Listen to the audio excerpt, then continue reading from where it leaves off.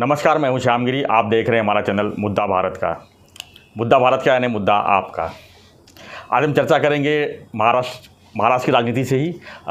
ठाणे शहर में आज जो है शरद पवार जी ने अपना प्रेस कॉन्फ्रेंस किया और आज जो है पूरे महाराष्ट्र में दौरा करने के लिए ठाणे शहर से शुरुआत की। और ठाणे शहर जो है मुख्यमंत्री जी का ही गढ़ है, एकनाथ शिंदे जी का। और उन्होंने ये भी कहा कि ठाणे शहर को ज़्यादा ध्यान देने की ज़रूरत है। आखिर इसमें क्या राजनीति है, क्या बातें हैं, इसी पर चर्चा करेंगे हमारे सहयोगी अनिल थत्ते जी से। थत्ते जी, आप बताइए कि आज एकनाथ शिंदे जी के गढ़ में समझ लो एक तरह से शरद पवार जी ने अपनी शुरुआत की है, महाराष्ट्र दौरा की। और उन्होंने आरोप भी लगाया है कि भाजपा ने जो है काफ़ी अच्छे दिन दिखाने का जो है वादा किया था, सब भूल गए। सर, पहली बात हम सब लोगों को ध्यान में लेना चाहिए वो ये है कि एक 83 ईयर्स ओल्ड 83 साल का बूढ़ा आदमी अपनी पार्टी को बचाने के लिए रास्ते पे आता है और दर दर घूमता है, महाराष्ट्र का दौरा करता है। इसका मतलब ये है कि उनके नीचे जो second rank, third rank, fourth rank वो है, उन सबको वो निकम्मा मानते हैं। भाई, ये जो उम्र है तुम्हारी, तुम एक जगह बैठो, आपका ज्ञानपीठ होगा, व्यासपीठ होगा, शंकराचार्य जैसा एक कोई पीठ होगा, वहाँ पे बैठो आप। वहाँ से आप आधे सर वो अभी मधुमक्खियाँ रहती है, उनकी वो जो रानी मक्खी रहती है वो इसमें छत्ते में रहती है, एक जगह बैठी रहती है। और 50-50 मील नहीं, 200-200 मील तक उसका मैसेज खाली ऐसा हवा में जाता है। और उस अनुसार वो मधुमक्खियाँ हैं, वो ये लेती है, मध लेती है, वापस आती है, फिर अपने काम पे लग जाती है, बाकी करती है। सर, मधुमक्खी अगर ये कर सकती है तो पवार नहीं कर सकते? ये कितनी बुरी बात है सर। उनका कौतुक मैं नहीं करूँगा, उनकी प्रशंसा नहीं करूँगा कि वो दर दर भटक रहे, घर घर जा रहे, घर घर तिरंगा जैसा घर घर फिरंगा घूम रहे। ऐसा क्या है सर? फिर क्या नेता है आप? जो नेता किसको कहते हैं? नेता मतलब पीछे कोई पलटने इधर उधर है, इसको नेता नहीं बोलते। नेता वो होता है जो कार्यकर्ता को नेता बनाता है। जी बिल्कुल। आपने कार्यकर्ताओं को नेता बनाया, ऐसा भी एक तरफ बोला जाता है, भाई आम्ही यांच्यामुळे ऐसे बोलते हैं। तो आप कार्यकर्ताओं के ऊपर आपका भरोसा नहीं है, आप खुद चले पड़े। भाई, हर काम आप ही करेंगे तो कार्यकर्ता क्या करेंगे, नेता क्या, वो कब बड़े बनेंगे? सर, मेरे को लगता है उनकी लाइफ की ये ट्रेजेडी है। ये इस तरह से बाहर निकलना, ठाणे में आना, पुणे में जाना, इधर जाना, महाराष्ट्र का दौरा करना, इससे बदतर ट्रेजेडी किसी नेता की हुई नहीं होगी। भाई, महाराष्ट्र में आप के इसके 50 साल पूरे हो गए पब्लिक लाइफ के। बिल्कुल। 50 साल में हर साल भी एक एक नेता ऐसा करते जो शरद पवार का प्रतिकृति रहेगा, तो 50 लोग आज सदा 33 जिलों में घूमते हुए हमको नजर आते थे। और उनके ऊपर आपका विश्वास होना चाहिए, शायद होंगे भी। अभी जयंत पाटिल है, उनकी अपनी ताकत है, हमारा जितेंद्र है, उसकी अपनी ताकत है, अपने बहुत सारे नेता हैं सर, उनकी अपनी अपनी ताकत है। आपका उनकी ताकत पे भरोसा ही नहीं है। दूसरी बात ये भी हो सकती है कि जो भी होगा मेरे वजह से होगा, क्योंकि कैसे है, ये अभी जाएंगे थाना में। हाँ, तो थाना में जाएंगे तो लोग सर जमा करने की जवाबदारी किसकी रहेगी? जितेंद्र की। जितेंद्र तो बुलंद हौसले वाला लड़का है, वो एक 10,000, 20,000, 25,000 लोगों को, लाख लोगों को भी जमा कर सकता है। बिल्कुल। अब लाख लोग जो जितेंद्र ने जमा किए हैं, उनके सामने ये कुर्सी पे बैठ के भाषण करेंगे। अभी वो क्या बोलते हैं एक तो सुनने को नहीं आता। अभी टीवी वाले भी शाणे हो गए सर। पहले क्या ना, टीवी वाले उनका भाषण दिखाते थे। अभी मैं उनके व्यंग पर व्यंग नहीं कर रहा हूँ, मगर उनकी मजबूरी है, लोगों की भी मजबूरी है सर। वो क्या बोलते समझ भी नहीं आता है सर। भाषण वो होता है कि जिसके सुनने के बाद शरीर पे रोंगटे खड़े हो जाए। भाई, राज ठाकरे ऐसे भाषण करता है, रोंगटे खड़े हो जाते हैं। उद्धव ठाकरे भी कुछ हद तक ठीक अच्छी तरह से बोलते हैं।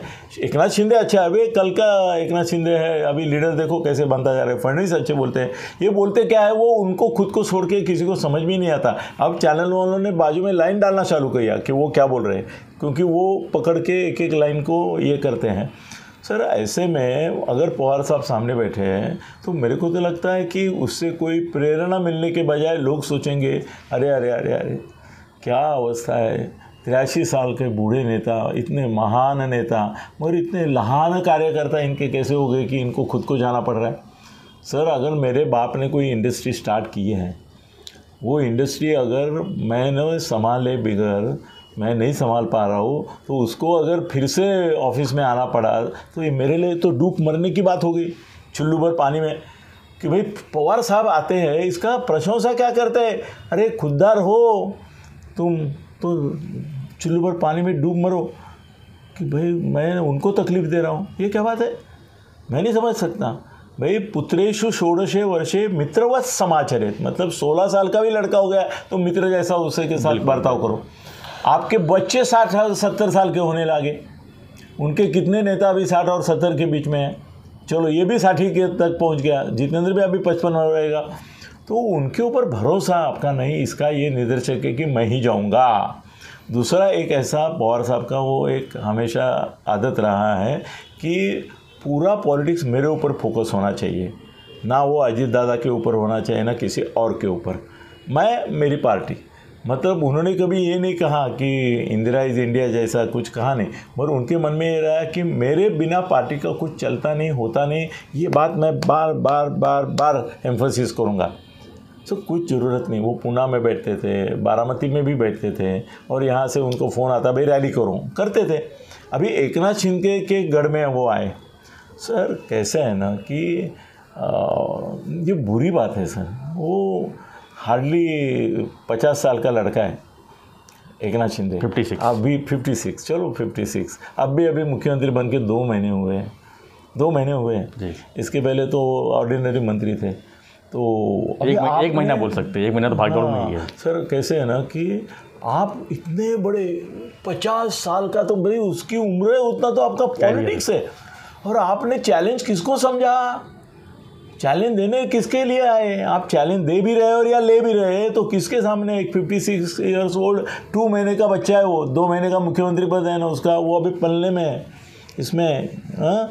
उसके सामने आके आप अगर बोलेंगे कि भाई मैं इसको चैलेंज देने आया हूँ, कैसे चलेगा बाबा? तो वो 2 महीने का बच्चा है, उसके सामने आप चैलेंज की क्या बात करते हैं?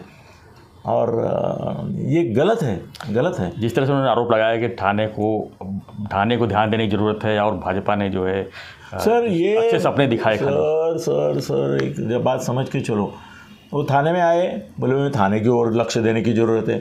चलो पूना में गए, बोले पूना में लक्ष्य देने की ज़रूरत है। जलगांव गए, जलगांव में लक्ष्य देने की ज़रूरत है। नागपुर गए, नागपुर में लक्ष्य देने। सर ये वाक्य हर गांव में जाते हैं ना सर। ये पॉलिटिशियन जो बड़े बड़े रहते हैं ना, वो क्या करते हैं, वो हमेशा जिस गांव में जाएंगे ना, उस गांव का थोड़ा इतिहास भूगोल मालूम कर लेते हैं। बोलते हैं यहाँ ये गांव तो दिगे साहब का गांव है, ये सब तो वो 4 विशेषाएँ बोल देते हैं, और मेरा ध्यान थाने पर पहले से ही है, इनका ध्यान किसी और नहीं। ये आकाश से हेलीकॉप्टर से घूमते घूमते जितना दिखेगा उतना ही दिखता है, मगर वो बोलने का स्टाइल है सर, उसको बहुत सीरियसली लेने की जरूरत नहीं। अभी आज ठाणे में करके ठाणे का नाम लिया, बार मुंबई में जाएंगे यही भाषण करेंगे, बोले मुंबईला आता लक्ष देण्याची गरज आहे, पुण्याला लक्ष देण्याची गरज आहे, औरंगाबादला गरज है, हर एक गांव में यही बोलेंगे, दूसरा कुछ नहीं। अभी अच्छे दिन और बुरे दिन इसके बारे में जो बोले मोदी के बारे में, सर ऐसा है कि आप कौन सा चश्मा पहने उसी का रंग आपको दिखेगा। आपने अगर गॉगल काला पहना है तो आपको काला दिखेगा, आपने साफ चश्मा पहना है तो साफ दिखेगा।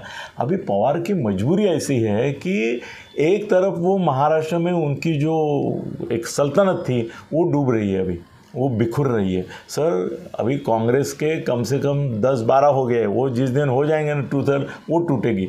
राष्ट्रवादी के भी बहुत टूटेंगे सर, पहले भी टूटे हैं, अभी भी टूटेंगे। तो उनको ये चिंता सता रही है कि मैं जिले में जाऊंगा तो मुझे कम से कम पता चलेगा कि ये नेता मेरे लिए क्या कर रहा है या नहीं कर रहा है, इसकी निष्ठा का भी मेरे को परीक्षण हो जाएगा। और दूसरी बात सर, इसमें बड़ी बात यह है कि वो अब भी शायद ख्वाब देख रहे हैं कि मैं अगर महाराष्ट्र में मेरे कुछ एक विधायक या ये तुम्हारे खासदार चुन के लाता हूँ, तो कल अगर कोई कॉम्बिनेशन बने तो देवेगौड़ा अगर 16 लोगों के साथ, और गुजराल एक भी आदमी नहीं था, मेरे ख्याल से गुजराल का कोई आदमी नहीं था, चंद्रशेखर जी के भी 3 आदमी थे, तो भी प्राइम मिनिस्टर बने, तो मेरे तो 3 तो आने वाले हैं, वो 3 आएंगे, फिर वो झगड़ा होगा। ये तुम्हारे नवीन पटनायक को ऐसे नहीं करेंगे, ममता को नहीं करेंगे, नीतीश कुमार को नहीं करेंगे, तुम्हारा केजरीवाल को नहीं करेंगे, सब बोलेंगे ठीक है। नरसिंह राव भी 84 साल के थे तब प्राइम मिनिस्टर बने, 84 साल के, उस उनकी हालत इतनी गंभीर थी कि वो चुनाव नहीं लड़े, वो रामटेक से चुनाव लड़ते थे ना, उन्होंने बोला मेरी तबीयत खराब है, मैं नहीं लड़ूंगा।